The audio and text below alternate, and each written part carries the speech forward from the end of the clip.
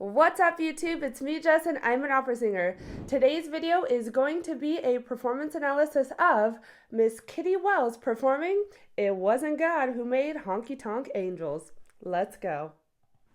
As a favor to me, and of course I know to the folks out there, they'll love this one. Would you mind doing a special song? It wasn't God who made honky tonk angels. I'd love to.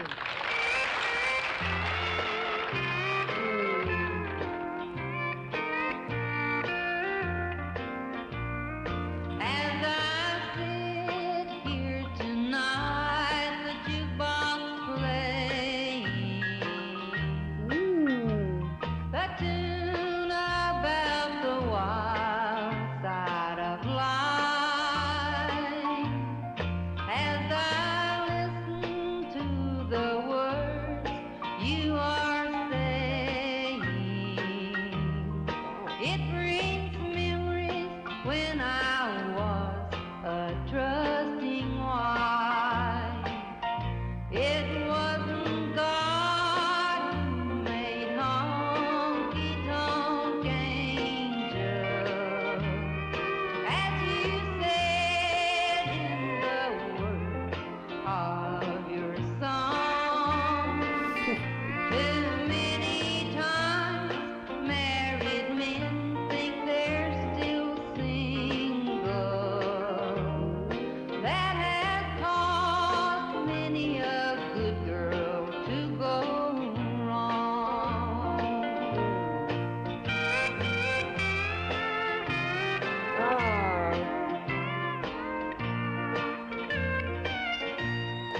It's a shame that all the blame is on us women. It's not true that only you men feel the same. From the start, most every heart that's ever broken was because there always was a man to blame. It wasn't God who made honky tonk angels, as you said in the words of your song. Too many times married men think they're still single. That has caused many a good girl to go wrong. Wow. Okay, I have quite a bit to say about this, even though it was short, simple, and to the point. The first thing I want to say is the reason why I even came about this video. So, classic old school country music really isn't in demand on my channel. I don't get a lot of requests for it. Interestingly enough, though, I did mention on one of my Patreon posts that I have really been getting into country music. And when I say that, I mean I'll go on my phone and I'll put a country music playlist on Apple Playlists, and I'll just have it playing in the background while I'm baking or cooking lunch or dinner, and just having that in the atmosphere. And I've been doing that a lot lately. But one thing I haven't learned while doing that type of listening is actually learning about the musicians singing the songs, what their sound is like, and what part of country music they came from, because country music has evolved so much. So when I mentioned that in a post, and they chose for me to do a blog on the origins of country music, I have come up on so much information. Listening to all of those documentaries led me down an even deeper rabbit hole in terms of learning about the instrumentation that's involved in country music, learning about the record labels that were involved in country music.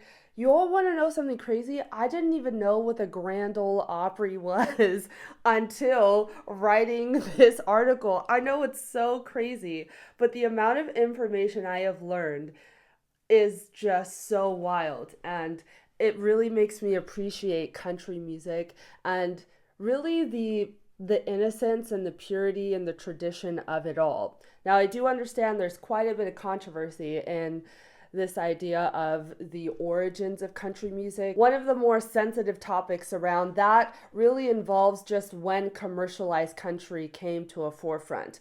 What was going on in America at that time and whatnot. And I go into that in the article too. But I'm really glad that I came across this video because it really is right in the heart of when classic and commercialized country music came onto the scene. So let's first talk about the Grand Ole Opry, and this is going to help me a lot too. So the Grand Ole Opry started in 1925, and I believe it started by an insurance company called WSM, which stands for We Sell Millions. And during the rise of this radio station came the Great Depression. The Great Depression was in the 1930s. And so during this time, people really needed some sort of entertainment. There wasn't a lot going around in terms of live entertainment where people could actually go to. People weren't spending their money as much, and so they really were confined to do things around the house and limit the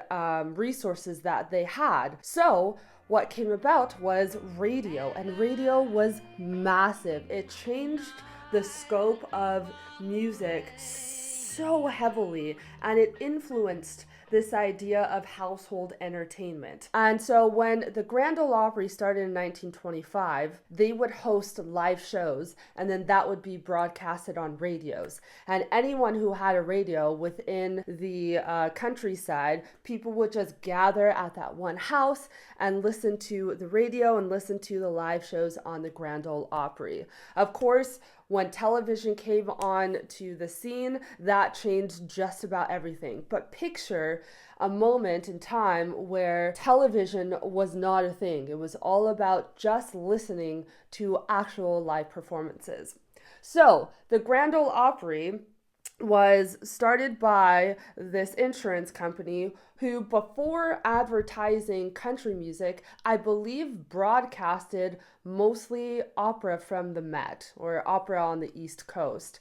And then one day, out of nowhere, the broadcaster just said, "You've been listening to the Grand Opera or Grand Opera. Now I'm going to bring you the Grand Ole Opry." And that is when country music came to radio and shifted the entire scope of what it means to be a country music performer. I see in the description box that this song was recorded in 1952. I, however, don't know if this performance at the Grand Ole Opry was that same year, shortly after, or long after. If you know exactly when this performance was, please let us know in the comment section down below. That would actually give quite a bit of context in terms of where country music was at that time when she was performing. Next, let's talk about why this song became such a huge hit. So this same year, 1952, there was a big country music artist by the name of Hank Williams Thompson, Hank Thompson for short, who wrote a song called The Wild Side of Life. The general idea around the song The Wild Side of Life focuses on the sadness of a man and all of his woes because his partner, wife, has wandering eyes and has left him for another man. And there seems to be no justification for her actions. Well, in comes Kitty Wells with the song It Wasn't God Who Made Honky Tonk Angels as a response to this big hit by Hank Thompson. This song is essentially saying, not everything is as it seems. That is a one-sided side of the story. And actually, in fact, it wouldn't be that case if married men didn't act as if they were single. It's a shame that all the blame is on us women. It's not true that only you men feel the same. From the start, most every heart that's ever broken was because there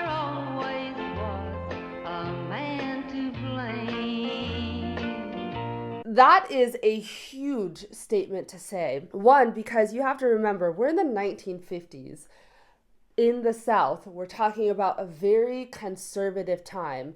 Women were supposed to fit in this image of the nice girl, the pure girl, the family oriented girl, the girl who is not rebellious, the girl who is not aggressive, the girl who does not talk back, the girl who is not argumentative. That is the essential image of the classic country music girl. The lyrics of the song really do not fit the marketing image of a country music woman at this time.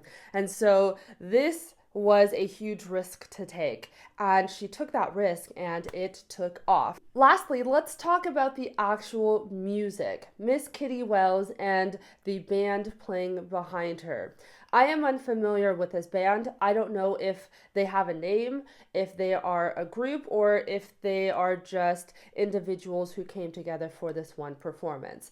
Either way, I love the sound of this. I love the sound of the voice, and I love the sound of the instrumentation. Looking at the instrumentation, I do see a pedaled steel guitar, which is really exciting because I don't have that featured on my channel much. My goodness, it is such a unique sound.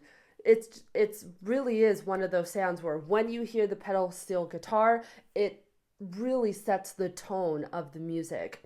I love how it has this capability to slide and glide in between notes. I love the brassiness of it and how it just really pierces right through any type of sound. I also love the fact though, despite how much presence this instrument takes up, it does make you feel calm.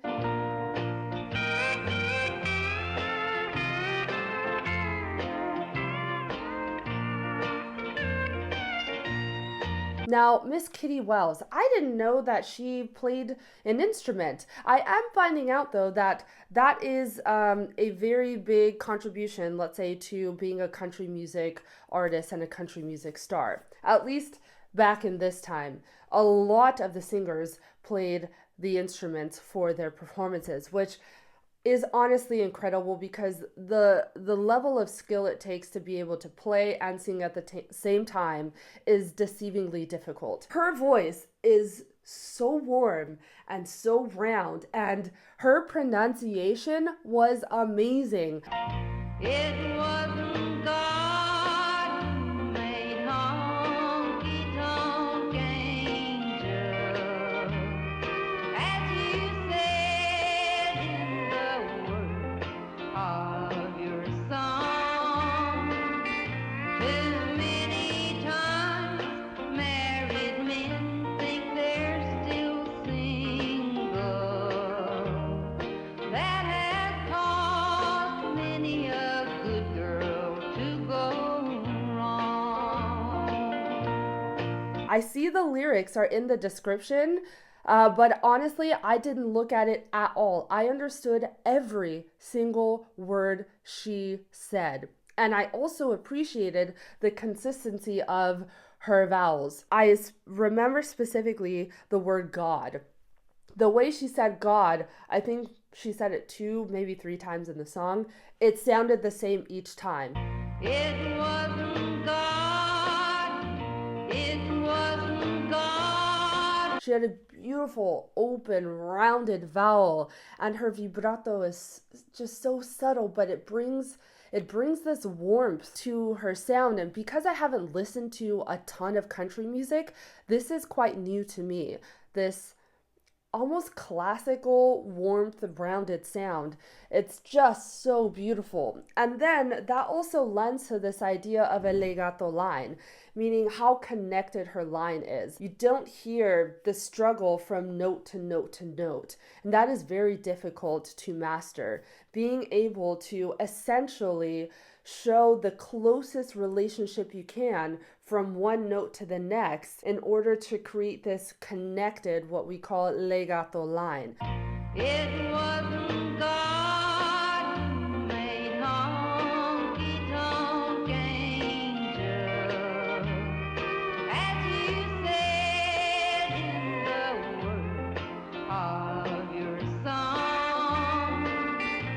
hers is unbelievably beautiful. And a great reasoning for that is because she has fantastic pronunciation, she has fantastic resonance, and she has fantastic breath management to just get from one vowel and one consonant right to the next. That's essentially what a legato line is. And I just appreciated her and that performance so much.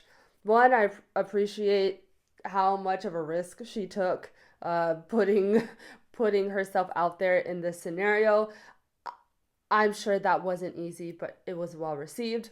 I really appreciate too the look. This is so beautiful to me. I love her dress. I love her shoes. I love the hairstyle. The men, what they're all wearing, it's just so timeless. If you liked all that you saw, make sure you hit that subscribe button down below. Comment down below what other classic country music artists I should do a performance analysis on. Lastly, make sure to check out the description box for ways to keep in touch with me, get access to exclusive perks, and to check out the Soprano Notes blog. As of this video, the country music artist blog will be posted, and I will put that link in the description for you as well. I hope you have a good day, and I'll see you soon. Bye!